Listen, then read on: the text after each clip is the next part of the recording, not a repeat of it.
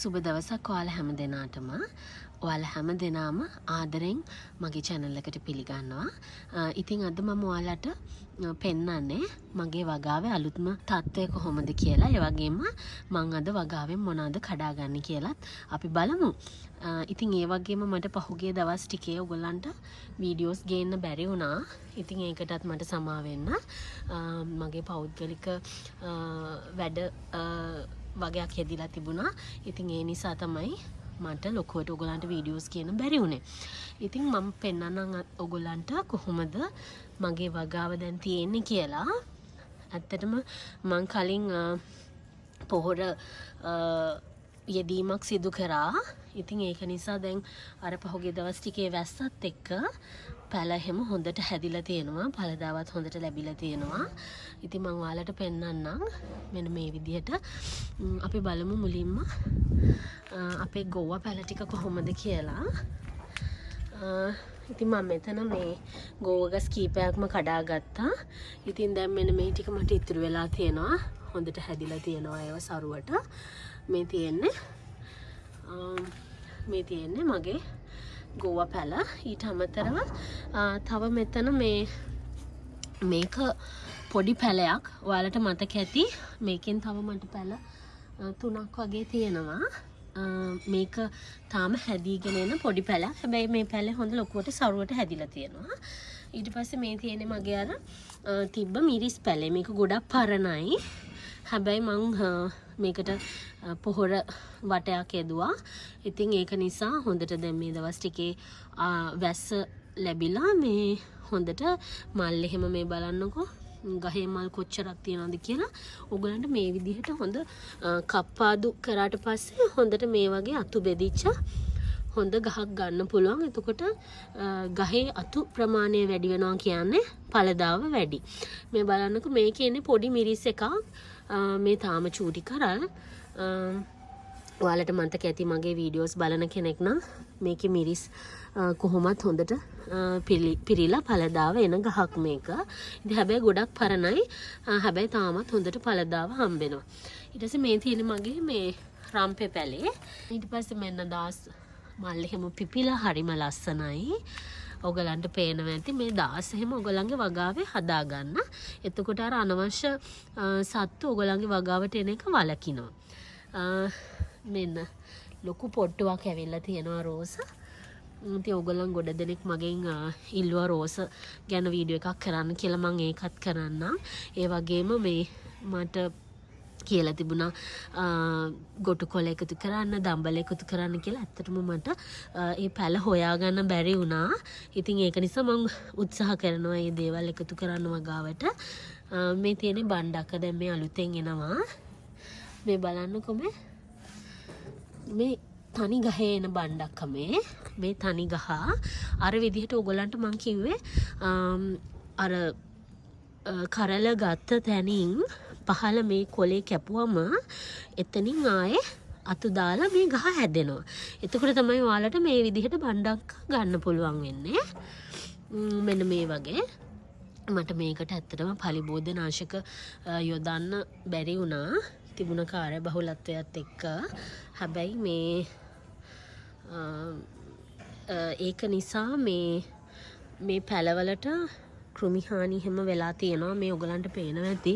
මේවා පත්‍ර වල දැක්ක ගමම කඩලා අයින් කරන්න. මොකද මේ ඒක වගාවේ අනිත් පැලවලටත් බෝ වෙනව නැත්තම්. ඊට පස්සේ මෙන්න පැෂන් ෆෘට් පැල එහෙම හොඳට හැදිලා මේ තියෙන්නේ. මෙන්න තියෙනවා අපේ මේ අඹරැල්ල පැලේ. හොඳට ගෙඩි ටික හැදිලා තියෙනවා පේනවද? ඉතින් මෙන්න මේ වගේ මේ පොඩි පූච්චි එක තමයි හදලා තියෙන්නේ. නමුත් හොඳට ඵලදාව හම්බ වෙලා තියෙනවා. මේ තියෙන මගේ මෑවැල ඔන්න මෑ කරල් තියෙනවා. අපි මේ ටිකත් කඩා ගමු අද. මේ මෑ කරල් එහා පැත්තටත් ගිහිල්ලා මෙහෙත් තියෙනවා. ওই විදිහට. මෙන්න තියෙනවා තව බණ්ඩක්ක පැලයක්. ඉතින් ඔයාලා දන්නවා මම මේ ඔක්කොම පැල ටික හදලා තියෙන්නේ හරිම පොඩි ඉඩක. මේ තියෙන්නේ මගේ තව රෝස පැලයක්. ඒක මම කප්පාදු කරලා තාම මේකේ පොහොට්ටු ඇවිල්ලා නැහැ. මේ වද පොකුරු වද. මේ පොකුරු වද ගොඩක් හොඳයි. මම හැමදාම උදේට මේකේ හැමදාම මලක් එනවා. ඉතින් මම කරන්නේ හැමදාම උණු වතුර දාලා ඒ මලත් එක්කම හිස් බඩ මේක ගන්නවා. මේ පොකුරු වද ගොඩාක් කොණ්ඩෙට හොඳයි. ඒ වගේම හැමටත් ගොඩක් හොඳයි. ඒ නිසා ඔයාලා මේ වගේ ස්වභාවික දේවල් පාවිච්චි කරන්න. මම සීනි දාන්නේ නැතුව තමයි මේක උදේ බොන්නේ. ඉතින් මෙන්න මගේ ඊළඟට ඔයාලා පුදුම වෙයි. මෙන්න මේ මගේ තක්කාලි පැල ටික දැක්කොත්. මේ පොඩි පෝච්චි වල තමයි හදලා තියෙන්නේ. මම මේ බිත්තර කටු දාලා තියෙන්නේ. මේ බලන්නකෝ මේ ලස්සනට මුළු ගහ පිරෙන්නම දැන් මම මේ ගහට මෙතනින් මුක්කුවක් ගන්නවනේ. මොකද මේ ගෙඩි ටික හැදුනම ගහ කඩමැටි කියලා මට බයයි. මේ පොඩි ගහේ තමයි මේ ගෙඩි.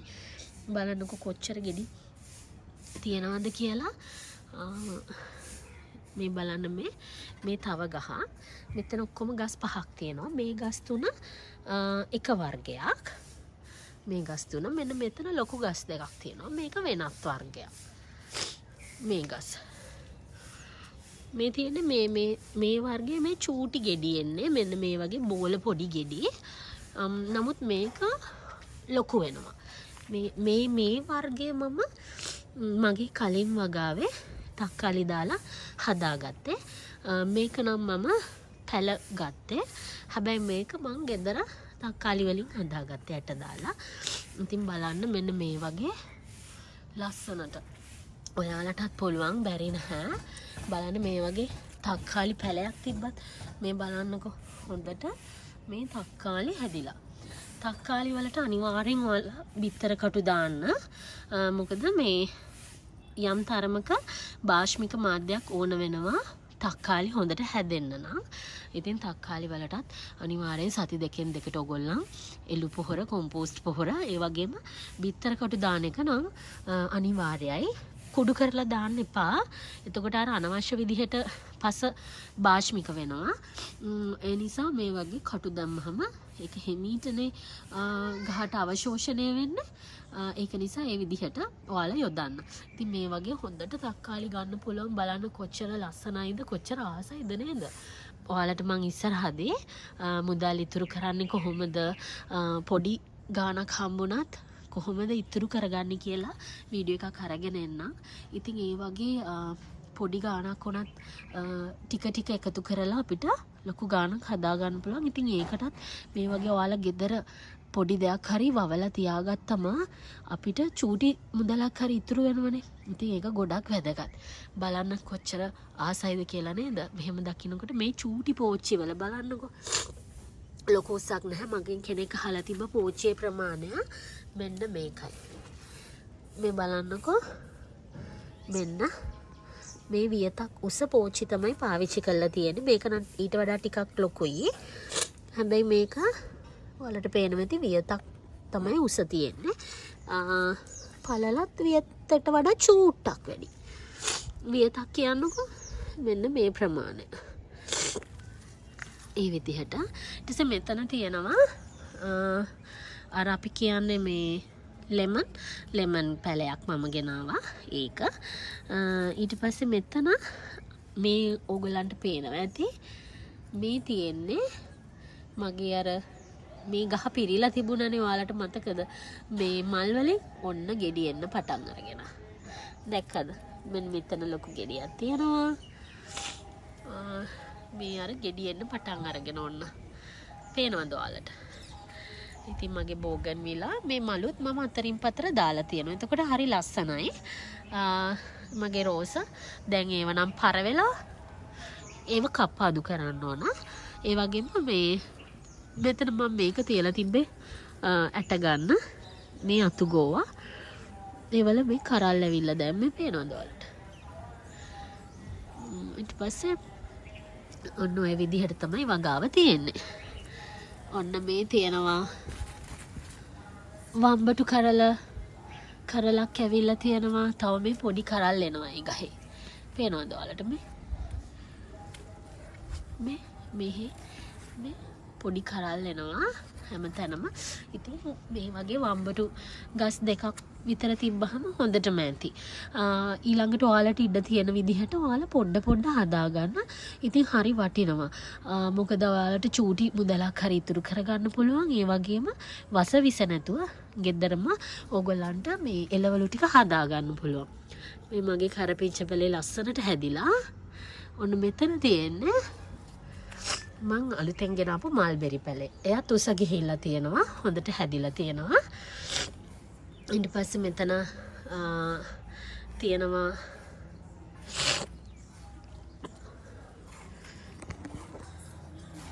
ඊට පස්සේ මෙතන මේ මාළු මිරිස් පැලවල බලන්නකො මේ කොළ කීයද කරල් කීයද කොළ ගානට වගේ කරල් තියෙනවා.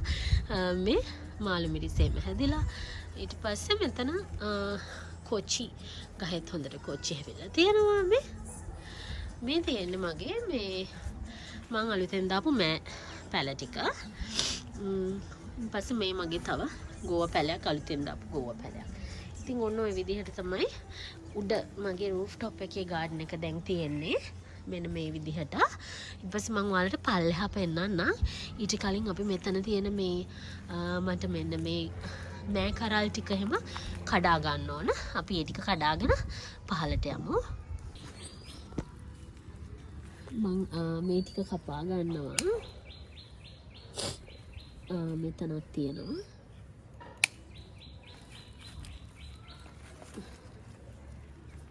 දෙකක් තියෙනවා. මේ බලන්න ලස්සනට ඔයාලට කිසිම වසවිසක් නැතුව ගෙදරම මේ දේවල් හදාගන්න පුළුවන්. මෙතනත් එකක් තියෙනවා. ඒකත් අපි කඩාගමු. මම මෙන්න මේ ටික කඩාගත්තා. ඉතින් කොස් ඇට ටිකක් වගේ දාලා හදලා ගත්තම හරි රසයි. මම ගොඩක් වෙලාවට මේ කොළ එහෙම කලවම් පලාවලට ගන්නවා. මං කඩෙන් ඇත්තටම පලා වර්ග ගන්නෙම නැති තරම් මං මේකෙන්ම මේ පලා කොළ ටිකක් පැෂන් ෆෘට් කොළ ටිකක් එහෙම තමයි ගොඩක් වෙලාවට පලාවලට ගන්නෙ. මම වම්බටු කරලත් කපා ගන්නවා. ඒක නම් මේ විදියට තියෙනවා. මම ඒකත් කපා ගත්තා. නැත්තම් මේක සවුත් වෙන්න පුළුවන් තා වැඩිපුර තිබ්බොත්. අපි දැන් පහලට යමු. ඔන්න මේ තියෙන්නේ මගේ පහල වගාව. දැන් මම මෙතනින් කලින් කංකෝග එහෙම කඩාගත්තා. ඒ වගේම බීචි කොලත් මම කඩාගත්තා. බිරියානි එකකට දවසක් කඩාගත්තා. ඒ වගේම තව චිකන් එකකට දාන්නත් මම කඩාගත්තා බීචි කොල. කංකුන්නන් දැන් ආයේ හැදිලා තියෙනවා ටිකක්. ඊට පස්සේ මම මේ පැත්තේ මේ තවාර බීචි කොල ටිකක් අරගෙන මෙහෙම දැම්ම. මෙතනට නම් මේ වැස්ස වැහි වතුර වැටිලා ඒකයි මේ විදිහට තියෙන්නේ. හැබැයි පැල ටික හැදිලා තියෙනවා. නේ? පැල ටික පැල වෙලා තියෙනවා. ඉතින් ඔන්න ඔය විදිහට තමයි මේක. ඊට පස්සේ මේ මම ඔයාලට කිව්වේ තව මේක නම් මේ අර පරවියෝ කාලා මේ පැලේ. ඊට පස්සේ මේ මගේ ලස්සනට ඔන්න බණ්ඩක්ක පැලයක් හැදිලා තියෙනවා. පොඩි පැලයක්. ඒක මෙතන මම දැක්ක පොඩි මේ මලකුත් එනවා. ඔය තියෙන බණ්ඩක්ක පැලයක්. මෙතන තියෙනවා මේක මේ වැරණිය මිරිස් පැලයක්. ලස්සනට ඒ පැලෙත් හැදිලා හොඳට මේ බලන්නකො. දැන් මේක මෙහෙම මේ පීදිලා ගහ හොඳට මේ මල් එහෙම ඇවිල්ලා ලස්සනට ගහ හැදිලා තියෙනවා. මේ පැලේට නම් මොකක් හරි මම ඔයාලට කිව්වේ මට වෙලාවක් තිබුණේ නැහැ කියලා පහුගිය දවස් ටිකේ. ඉතින් මට අර මං දාන පරිබෝධනාශකය දාන්න බැරි වුණා. ඉතින් ඒක නිසා මේකේ මොකක් හරි ලෙඩක් වෙලා මම මේ ගහ මෙතනින් කැපුවා. අපි බලමු කොහොමද එන්නේ කියලා. හැබැයි මට හිතෙනවා මේ අර නිකන් කුරු වෙන වගේ ලෙඩක් නේ මේක හැදෙන එකක් නෑ කියලා මට හිතෙනවා. එහෙම වුණොත් මම මේක ගහ අයින් කරලා දානවා. ඒ වගේම තව ගහක් තියෙනවා මෙතන. මේ ගහත් ඒ වගේ. මේක නිකන් කුරු වෙලා වගේ ඒක නම් පොඩ පීදිලා ඒ වුණාට මේ නිකන් ගහ කුරු වෙලා වගේ තියෙන්නේ. මම දන්නේ ඇයි මේක මම අර මට පරිබෝධනාශක දාන්න බැරි වෙච්ච හේතුව නිසාද කියන එක. මේකත් මේ වැරණිය මිරිස් පැලයක්. මේ තව වැරණිය මිරිස් පැලයක් මේ තියෙන්නේ. ඒකත් ලස්සනට හැදිලා තියෙනවා. ඒ පැල නම් උස ගිහිල්ලා තියෙනවා හොඳට. මම දැන් මේ පැල දෙක මෙතනින් අයින් කරන්න ඕන. නැත්තම් මේ පැලවලටත් බෝ වේද දන්නේ නැහැ. ඊට පස්සේ මෙතන මගේ තව මාළු මිරිස් පැලයක් තියෙනවා. බලන්නකො මේ එක මිරිස් පැලේ කරල් කීයක් තියෙද කියලා. පේනවද ඔයාලට? ඉතින් මේ බලන්න මෙතන 3යි 4යි 5යි 7ක් තියෙනවා. මේ තව පොඩි ඒවාත් එනවා. ඉතින් දැන් මේවා කඩාගත්තට පස්සේ මම අද මේ ටිකත් කඩා ගන්නවා. මේක කඩාගත්තට පස්සේ ඔයගොල්ලෝ අනිවාර්යෙන් පොහොර ඔයාලා යොදන්න ඕන ආයෙත්. ඊට පස්සේ මේ මගේ බෝල රාබු පැලයක් එකත් ලස්සනට හැදිලා තියෙනවා. ඊට පස්සේ මෙන්න මෙතන තියෙනවා ඔයාලට මතක ඇති චොයිසම් පැල. චොයිසම් පැල ටිකත් ලස්සනට හැදිලා මම මෙතනින් ලීක්ස් කපා ගත්තා. ඒක නිසා මේ තියෙන්නේ මෙන්න ලුණු මලුත් හැදිලා. ඉතින් තාම ගැලෙන්නේ නැහැ. අපි බලමු ලුණු ගෙඩි ගන්න. ඊට පස්සේ මෙන්න මගේ කොච්චි මිරිස් වගාව. බලන්නකො ලස්සනට මම මේවට පොහොර වටයක් යෙදුවා. ඔයාලට පේනවා ඇති මේ කොම්පෝස්ට් සහ එළු පොහොර වටයක් යෙදුවා. ඔයාලට පේනවා ඇති. ඉතින් මේ බලන්නකො ඊට පස්සේ මේ පැල මම කලින් පළදාව ගත්තනේ. ඊට පස්සේ මම හොඳට පොහොර දැම්මා. පොහොර දැම්මට පස්සේ මේ බලන්න මේ ගහක කොච්චර මල් තියද කියලා. මල් පිරීලා තියෙනවා. ඉතින් මේ මල් කියන්නේ ඉතින් කරල් තමයි. පේනව නේද? ලස්සනට මේ ගස් ටික හැදිලා තියෙනවා. ඊට පස්සේ මෙතනත් බෝල රාබු ඇට ටිකක් දැම්මා.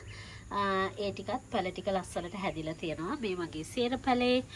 ඊට පස්සේ ඔන්න මෙතන තියෙනවා මම ලුණු විල කඩා ගත්තා. ලුණු විල හරිම රසයි. ඔයගොල්ලන්ට මම හදන රෙසිපි එක ගේන්නම්. ලුණු විල හරිම ගුණයි. පොඩි ළමයින්ට මොලේ වර්ධනයට ගොඩාක් ගුණයි. ඉතින් හැබැයි ඒක කන්න අමාරුයිනේ තිත්තයිනේ. ඉතින් තිත්ත නැතුව බබාලත් ආස වෙන විදියට හදාගන්න වීඩියෝ එකක් මම ඉස්සරහට අරගෙන එන්නම් ඔයාලට. ඉතින් ඔන්නෝම තමයි මගේ වගාව දැන් තියෙන්නේ. ඉතින් ඔයාලත් ආස ඇති මේ විදිහට වවන්න. මම නම් කියන්නේ චූටි ඉඩක් හරි තියෙනවා නම් අනිවාර්යෙන් වවන්න පටන් ගන්න. බලන්න මේ පෝච්චි වල පොඩි පෝච්චි තියෙන්නේ. ඔයාලට පේනවා ඇති මේක නම් වියතකටත් වඩා අඩුයි. දැන් මේ වගේ පෝච්චියක් නම් මේ විදිහට මේ බලන්නකො. පොඩි පෝච්චිය ගොඩාක් ලොකු කරගන්නත් එපා. එතකොට ගස්වල පළදා වෙන්නේ නැහැ.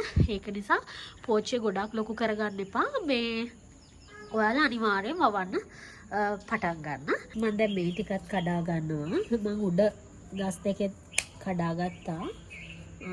මෙතනින් මේ තුන කඩා ගමු.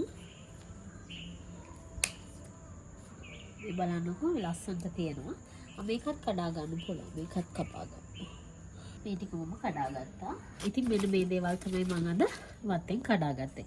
ඉතින් මම ඔයාලටත් කියනවා මේ වගේ ඔයාලට පුළුවන් විදිහට පුළුවන් දේවල් හදාගන්න බලන්න. පොඩි දෙයක් හරි කමන්නේ හදාගන්න. ඉතින් ඒක ගෙදර ආර්ථිකයටත් ලොකු උදව්වක් වගේම මම හැමදාමත් කියනවා වගේ ඔයාලගේ සෞඛ්‍යයටත් හොඳයි. ඉතින් ඔයාලා හැමදෙනාටම ගොඩාක් ස්තුතියි මගේ වීඩියෝස් බලනවට. ඉතින් මට සමා වෙන්න මේ වීඩියෝ එක ගේන්න ගොඩක් පරක් වුණා මම. ඉතින් මට ඒකට සමා වෙන්න. ඒ වගේම ඔයාලගේ ඉල්ලීමුත් මම ඉක්මනටම ඉෂ්ට කරනවා. ඉස්සරහදී මම ඔයාලා ඉල්ලපු වීඩියෝස් අරගෙන එන්නම්. ඒ වගේම මම බලාපොරොත්තු වෙනවා ඔයගොල්ලන් කියලා තියෙන දේවල් මගේ වගාවට එකතු කරන්න. ඉතින් හැමෝටම ගොඩාක් ස්තුතියි. හැමෝටම සුබ දවසක් කියලා ප්‍රාර්ථනා කරනවා. ඒ වගේම ආදරෙන් මතක් කරනවා ඔන්න මගේ channel එක subscribe කරලා නැත්නම් subscribe කරන්න කියලා. ඉතින් ඔයාලා හැමදෙනාටම සුබ දවසක්.